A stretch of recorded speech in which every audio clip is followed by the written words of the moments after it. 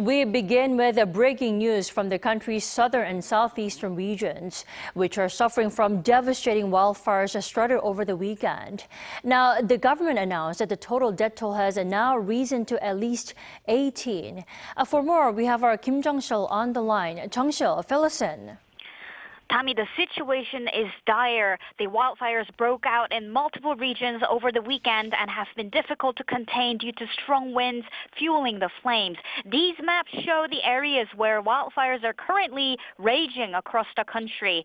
Now, focusing on the wildfires that started in Uiseong-gun County in the central part of the country there, which started on Saturday, the fire has rapidly spread to neighboring counties and cities as shown on the map. The fire has already claimed at least 18 lives, including 14 in Yeongdeok, Yeongyang, Cheongsong, and neighboring Andong city in southeastern Gyeongsangbuk-do Province, as well as 4 firefighting personnel who lost their lives in Sancheon, Gyeongsangnam-do Province.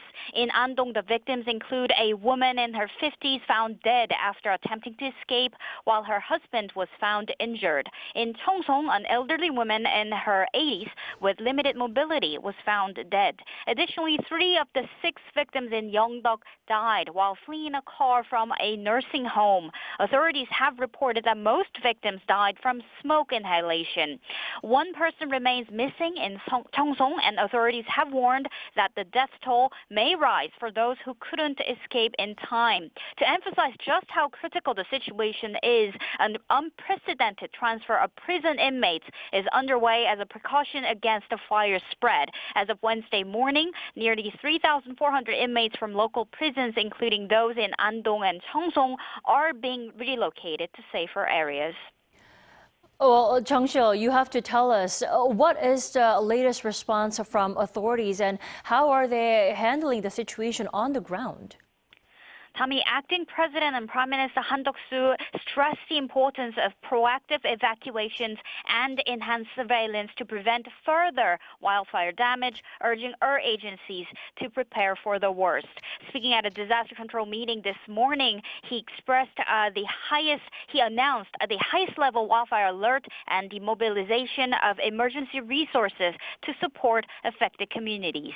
Han's remarks came as the National Fire Agency has elevated its response to the highest emergency level for the first time this year due to this wildfire, mobilizing all available resources. 9 special task forces have been dispatched to the area, but the dry conditions and strong winds make it hard to contain the fires. As the Uiseong fire continued to spread, and there is an increased focus on protecting cultural heritage sites, especially around Andong and the Hawae Village. Hawae Village is a UNESCO World Heritage Site known for its well-preserved traditional architecture and cultural heritage. This follows the complete destruction of Goonsa Temple in Uiseong by the fire the day before.